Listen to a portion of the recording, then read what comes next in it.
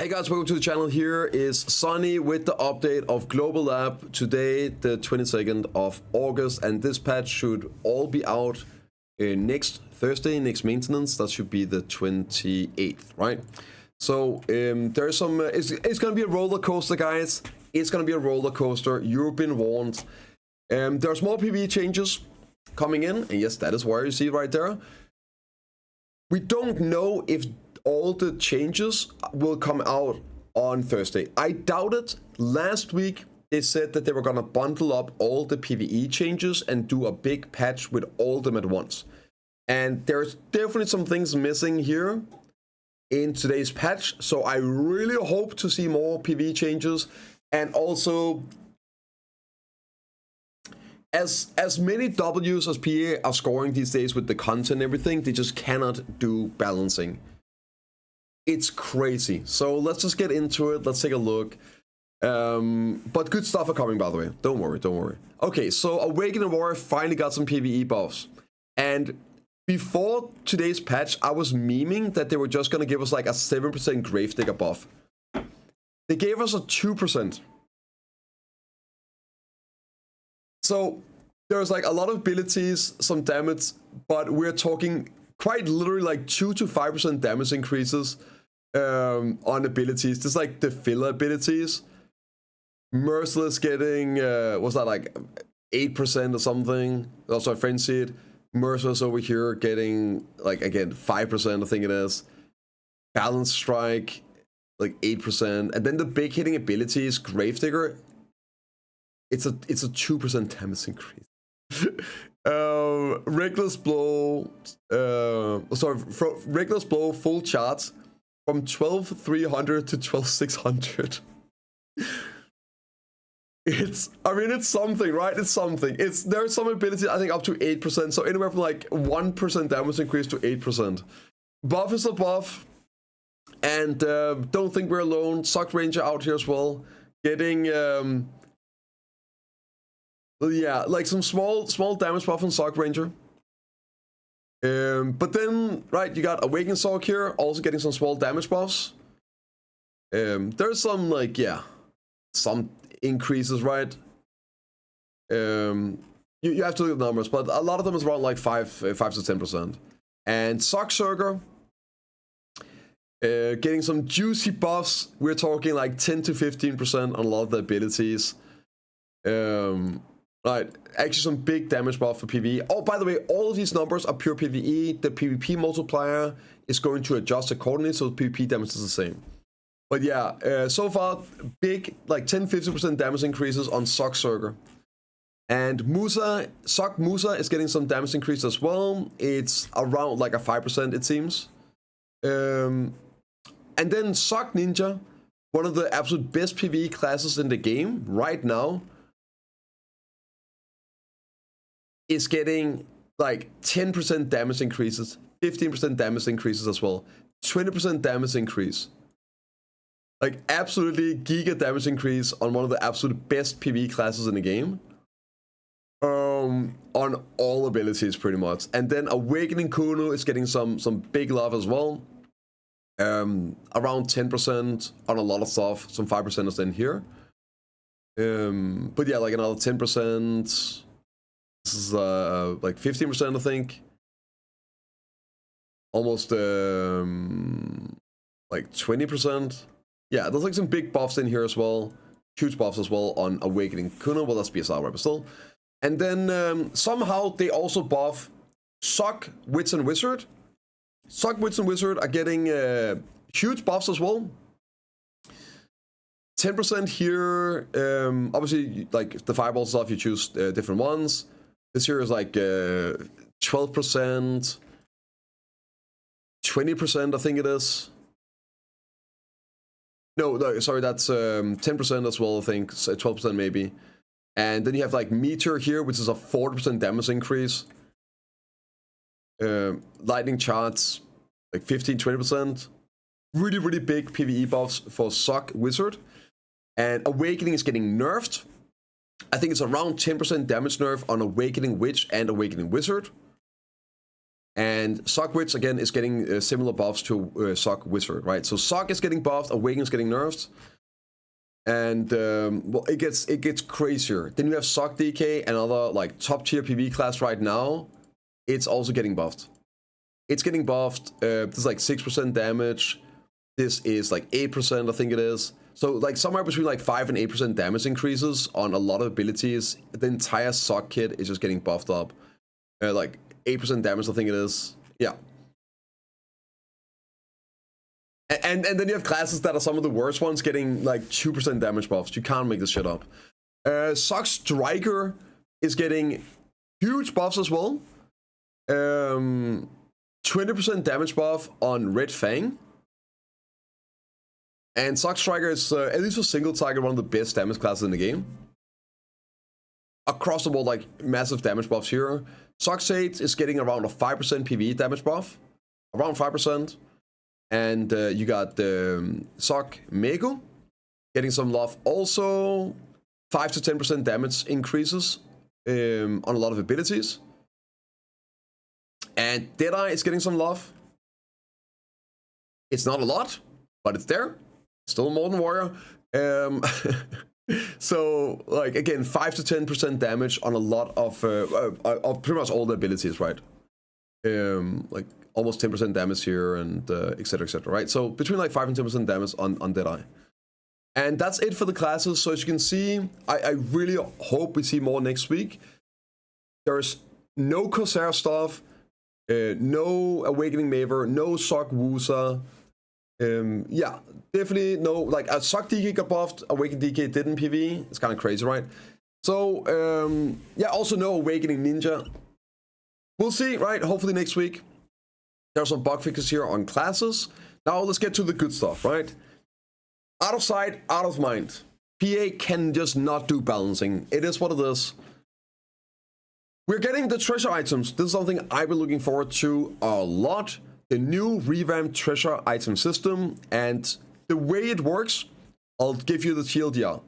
Whenever you are grinding in one of the treasure spots, you can drop a paint. So there'll be a new UI, a new Acres icon here. You can open it up and you can, like, get this stuff here. You can then fill it up with paint that drops. The paint is only for the specific treasure, right? So it's an Acres resource. Let's say I'm grinding paddocks. I'm killing paddocks mobs and I get a paddocks paint drop, right? You have to grind the specific area for the specific paint that drops the treasure item you want, right? So I kill paddocks.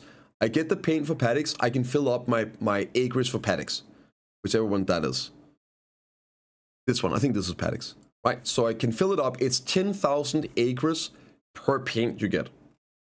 And you can have multiple of the paints stored up and you can use multiple at a time. That's really cool.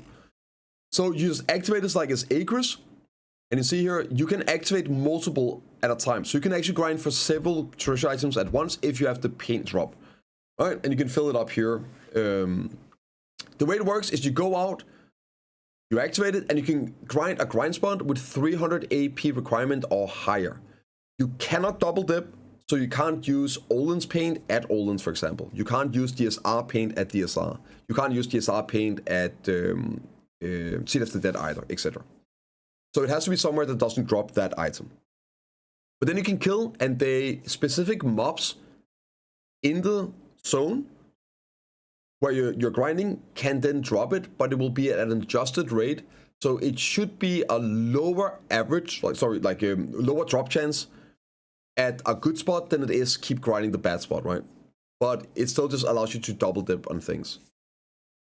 So yeah, that's pretty much how it is. And then obviously once you run out and you still want to grind for me the paddocks piece, right? I have to go back to paddocks and keep grinding, but maybe I just get the drop. Maybe we get the full drop.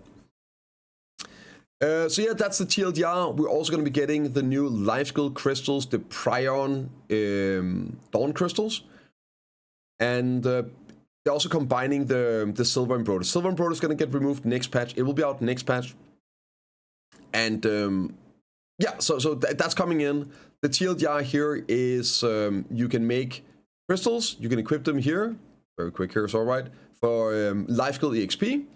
They give you 4, 8, and 15%. This here is the marketplace cost of these, and it's very low, as you can see. Making those silver imported right now does not look like very good value. I'm just gonna throw it out there. For example, you can look at this here. The marketplace price on Dawn, this is the worst version, right, is 300,000. And it looks like when you convert, a +3 will give you one of those. So if you just go and look at the marketplace real quick, silver embroidered with these clothes, right? I guess just go like booking, right? That's 200 mil.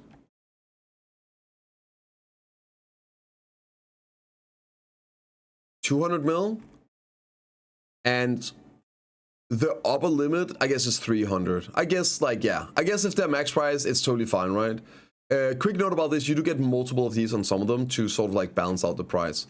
For the TED ones, 1.5 bill max price, but you need a +4 for that. And then I believe at a +5, you get 2 of the Djinn crystals. 2 Djinns on a +5. So yeah, that's coming in. And by hitting the crystals, you can obtain 1, 5, or 25. So I'm guessing if you probably need 25 Dawns, right, to make a Djinn. So potentially 25 + 3 outfits per Dawn crystal. It's what it looks like. Yeah, that's about it, right? Also, the Folding Guard armor, the Deck Tuvala armor is in. It's coming out as planned next maintenance. And we got the stats now, everything down here, the enhancement, that's what we're really interested in. You need this stone here from the quest, guaranteed for Hex, and then you can upgrade it. And I believe these numbers are identical to the Deck Tuvala weapon. So it should be, from what it looks like to me, a 1-to-1. Maybe I missed something, let me know in the comments if I did. It looks like a 1-to-1, the same cost on average, right, as the Deck Tuvala weapon upgrade. So you have the monster updates here as well. A big thing that people complaining about is Jordine. Castle either not being able to do the damage to him, there's some bugs, a lot of bug fixes today as well. The reason people weren't doing proper damage to Jordine in the castle was because the entry level of 350 AP was balanced around 350 AP with a pin Blackstar offhand, not the guards. Sorry, the sovereign weapon. I slept for 5 hours, guys. By the way, so that's why people were missing a lot of monster AP, like 100 monster AP, compared to having the Blackstar at pin at 350, or then hitting it with the sovereign offhand. So they've adjusted this slightly. They've reduced the defensive during the quest by 8% compared to before. So you should be able to do it now with 350 with our sovereign weapon, right? Also, they've changed some locations for this here. Quest changes. And the buff UI is in. It's looking kind of complicated. But an interesting feature is there's actually a formula here. So I guess they are unwilling or showing formulas behind. You have all the buffs, I guess it might be crit damage or whatever, and you can click on the stat on all the buffs you have, everything on your character at a given time, and you can actually see what's going on behind the scene. So you can, understand where the numbers are coming from. So that's pretty cool. They also updated the party finder, so now you can put AP and DP limits in it. So that's cool, I guess, for party. Maybe people will use it. And yeah, that is pretty much it. That's about it. There's also a delay. Who would have guessed? The all-in-one preset has been delayed. That's it, right? No time on it. They are trying to provide us with a more stable and complete experience. So basically delayed until further notice. A lot of bug changes. There's some stuff here with the new region as well and the boss fights. I know a lot of people have been having issues with doing the fight for Jordine. But yeah, you can check out the full list, link in the description. And let me know what you guys think. Oh my lord, dude! I even had the warrior shirt on today. I was so ready. I knew we were gonna get warrior buffs. I just knew it. I'll see you all in the next one, guys. Take care.